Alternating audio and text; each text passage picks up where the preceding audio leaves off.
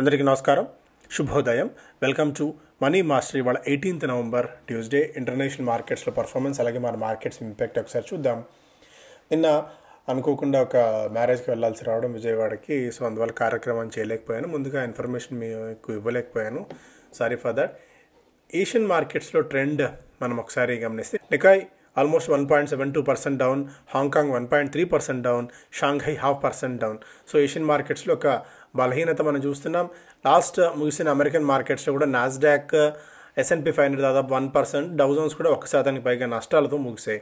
గోల్డ్లో వీక్నెస్ ఉంది, $4,000 దగ్గర గోల్డ్ ట్రేడ్ అవుతుంది. క్రిప్టో కరెన్సీస్లో గట్టి సెల్లింగ్ వస్తుంది. బిలో మనకి 95,000 అంటున్నప్పటికీ $91,000 దగ్గర బిట్కాయిన్ ట్రేడ్ అవుతుంది. Majority of the crypto currencies అన్నీ కూడా క్రాక్ అవుతున్నాయి. సో ఒక్కసారిగా కొద్దిగా ఒక జిట్టర్స్ మార్కెట్స్ని షేక్ చేస్తున్నాయి. Asia Pacific markets fall, tracking Wall Street declines and tech losses and AI jitters. So ఇవన్నీ కూడా కొద్దిగా ఇంపాక్ట్ అయితే చూపిస్తున్నాయి. బట్ యాజ్ ఆఫ్ నౌ మనకి ఆయిల్ పరంగా చూస్తే $63-64 దగ్గర ఆయిల్ ట్రేడ్ అవుతుంది. మేజర్గా ఇంటర్నేషనల్ మార్కెట్స్ నుంచి అప్డేట్స్ ఇవి. సో CNBC మేజర్గా క్యారీ చేస్తుంది India goods trade deficit in October, shatters record beating estimates as gold imports as 200%. Actual gold imports వల్ల మనకి ట్రేడ్ డెఫిసిట్ బాగా పెరుగుతుంది. వీళ్ళు మనల్ని ఎలా ప్రొజెక్ట్ చేస్తారంటే, సో యూఎస్తో ఒప్పందాన్ని కుదుర్చుకోకపోవడం వల్ల దాని ఇంపాక్ట్ గట్టిగా మన మీద పడింది అనేది ప్రొజెక్ట్ చేసే ప్రయత్నం చేస్తున్నప్పటికీ, బట్ అండర్లయింగ్ ఏంటంటే గోల్డ్ దిగుమతులు ఎక్కువగా చేసుకోవడం వల్ల మనకు ఆ ట్రేడ్ డెఫిసిట్ కొద్దిగా గట్టిగా కనిపించింది. సో మేజర్గా అప్డేట్ అయితే ఇది. అండ్ స్పెసిఫిక్ స్టాక్స్ పరంగా కూడా మనం చూస్తే రిలయన్స్ ఇండస్ట్రీస్ జర్మనీకి చెందిన కాసనోవా బ్యూటీ కంపెనీతో ఒప్పందం కుదుర్చుకుంది. వాళ్ళ బ్యూటీ ప్రోడక్ట్స్ని ఇండియాలో సేల్ చేయడానికి రిలయన్స్ రీటైల్లో భాగంగా.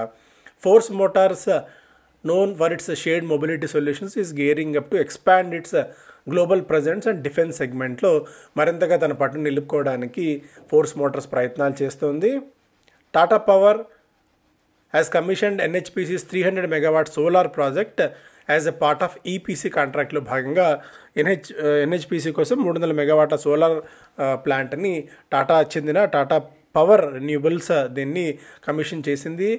KPI గ్రీన్ ఎనర్జీ ఒప్పందాన్ని కుదుర్చుకున్నట్టు సట్లెజ్ జల్ విద్యుత్ నిగమ్ లిమిటెడ్ SJVNLతో ఒప్పందం కుదుర్చుకున్నట్టు వెల్లడించింది. ఆర్డర్స్ ఫర్ దాదాపుగా 700 కోట్ల రూపాయల మేర ఉంది. ఇందులో భాగంగా 200 మెగావాట్ల సోలార్ పవర్ ప్రాజెక్ట్ని వీళ్ళు ఏర్పాటు చేయాల్సి ఉంటుంది. INOX green has last grid connectivity for it's 300 megawatt wind project in Gujarat after failing to complete it on time. So ఇదొక నెగిటివ్ ఎఫెక్ట్ ఇది ఐనాక్స్ గ్రీన్ ఎనర్జీకి. కేసీ ఇంటర్నేషనల్ వివిధ వ్యాపారాల నుంచి దాదాపు 1,016 కోట్ల రూపాయల మేర బిజినెస్ ఆర్డర్స్ వచ్చినట్టు వెల్లడించింది. ఇందులో మేజర్గా బిల్డింగ్ అండ్ ఫ్యాక్టరీ సెగ్మెంట్ నుంచి సివిల్ బిజినెస్ కాంట్రాక్ట్స్ వచ్చినట్టు వెల్లడించింది. ఎంక్యూర్ ఫార్మాలో BC ఇన్వెస్ట్మెంట్స్ కంపెనీ 2% మేర వాటా విక్రయించబోతుంది బ్లాక్ డీల్ ద్వారా. JSW ఎనర్జీలో ప్రతీష్ వినయ్ డైరెక్టర్గా ఆయన రాజీనామా చేయబోతున్నారు. HCL టెక్ ఎన్విడియాతో కలిసి physical AI and cognitive robotics అప్లికేషన్స్ని తయారు చేయడానికి ఈ ఒప్పందాలు కుదుర్చుకుంటుంది. ఫిజిక్స్ వల్ల ఇవాళ లిస్ట్ కాబోతోంది. ఇష్యూ ప్రైస్ 109, గ్రే మార్కెట్లో కొద్దిగా మంచి ప్రీమియమే ఉంది. బట్ ఇవాళ మార్కెట్స్ సిచ్యుయేషన్ చూస్తే కొద్దిగా నెగిటివ్గా ఓపెన్ అయ్యే అవకాశాలు మనకు అనిపిస్తున్నాయి. కానీ బట్ ఏ మేరకు ఫిజిక్స్ వాళ్ళ బంపర్ లిస్టింగ్ ఇస్తున్నది కూడా చూడాలి. ఓవరాల్గా retail portion 1%, qualified institutional portion దాదాపు 2.7 times, non institutional portion 0.4 times మేర సబ్స్క్రైబ్ అయిన సంగతి మనకు తెలుసు. MV ఫోటో వోల్టాయిక్ కూడా ఇవాళ లిస్ట్ కాబోతోంది. వీటికి తోడు కొన్ని స్పెసిఫిక్ స్టాక్స్ పరంగా చూస్తేనేమో పేటీఎంలో ఎలివేషన్ క్యాపిటల్ కంపెనీ దాదాపు 1,640 కోట్ల రూపాయల మేర వాటా విక్రయించాలని చెప్పి చూస్తోంది.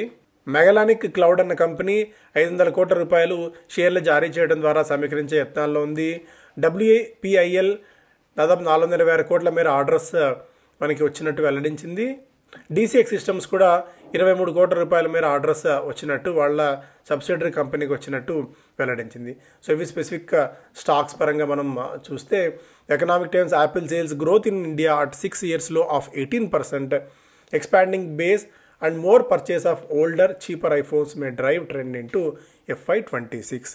సో ఐఫోన్స్ కొనుగోలు తగ్గుతున్నాయన్నది కూడా ఒక అప్డేట్. అలాగే oil PSUs ink deal to buy US LPG కొనుగోలు చేయడానికి భారత ప్రభుత్వ రంగ సంస్థలు ఆయిల్ PSUs ఒప్పందం కుదుర్చుకున్నాయి. First such pact for importing 2.2 MTPA of gas move to cut India's reliance on Gulf.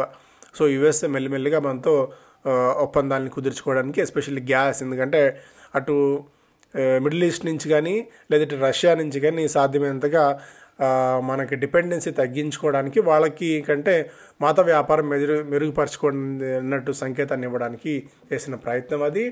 ఇంకా ఆప్షన్స్ క్లాస్ మనకి 23వ తారీఖున అంటే ఈ సండే జరగబోతోంది. Registrations, majority of the registrations అయిపోయి కొన్ని పరిమిత సంఖ్యలో మాత్రమే సీట్లు మిగిలి ఉన్నాయి. ఈ నెంబర్కి ఫోన్ చేసి మీరు మరిన్ని వివరాలు తెలుసుకోవచ్చు.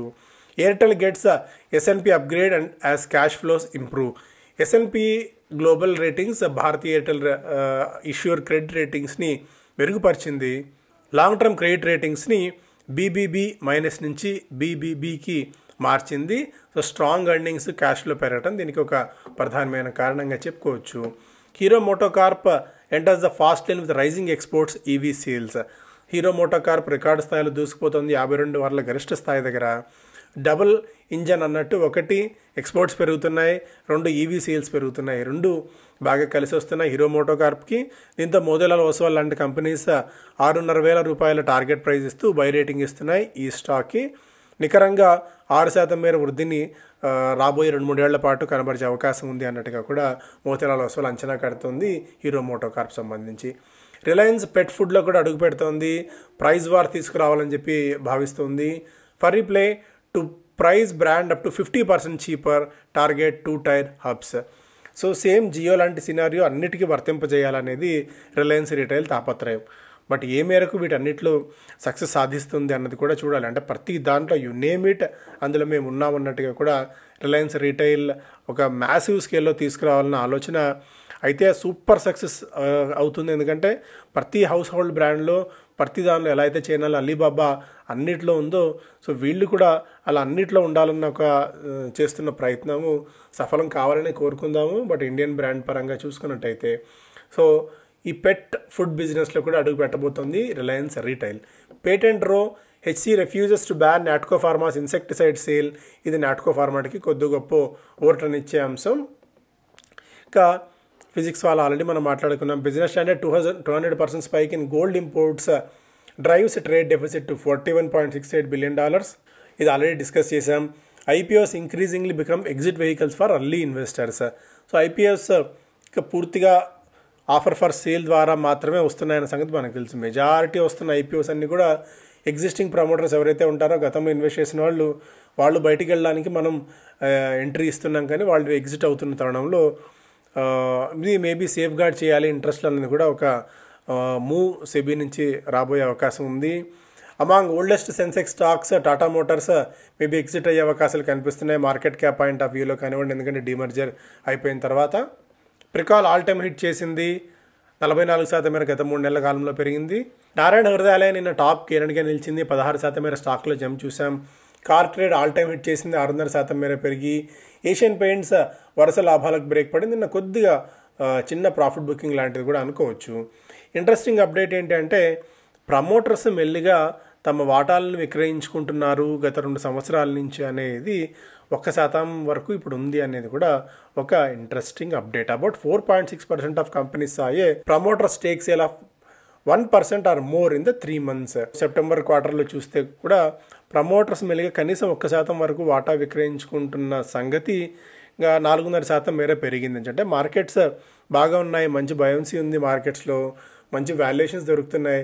దీంతో మెల్లిగా సొమ్ము చేసుకునే ప్రయత్నం అయితే చేస్తున్నారు. బట్ రీటైలర్స్ కూడా మార్కెట్లు బాగా పెరుగుతుండడం అనేది ఒక రకంగా వాళ్ళకి అడ్వాంటేజ్. బట్ ఏ స్టాక్స్లో మనం ఇన్వెస్ట్ చేస్తున్నాము అన్నది కూడా ఒక ఇంట్రెస్టింగ్, దీన్ని మనం ఈ టైంలో గమనించాల్సిన అవసరం ఉంటుంది. మార్కెట్స్లోకి ఎంటర్ అవ్వడం కరెక్టే, మంచిదే, కాకపోతే ఎక్కడ ఎంటర్ అవుతున్నాం, ఎందుకు ఎంటర్ అవుతున్నాం, ఏ కంపెనీలు ఎంటర్ అవుతున్నాం అన్నది కూడా మనకు కొద్దిగా ధ్యాస ఉండాలి ఈ పాయింట్ ఆఫ్ టైంలో. ఎందుకంటే ఎలివేటెడ్ వాల్యుయేషన్స్ దగ్గర మార్కెట్స్ ఉన్నాయి కాబట్టి.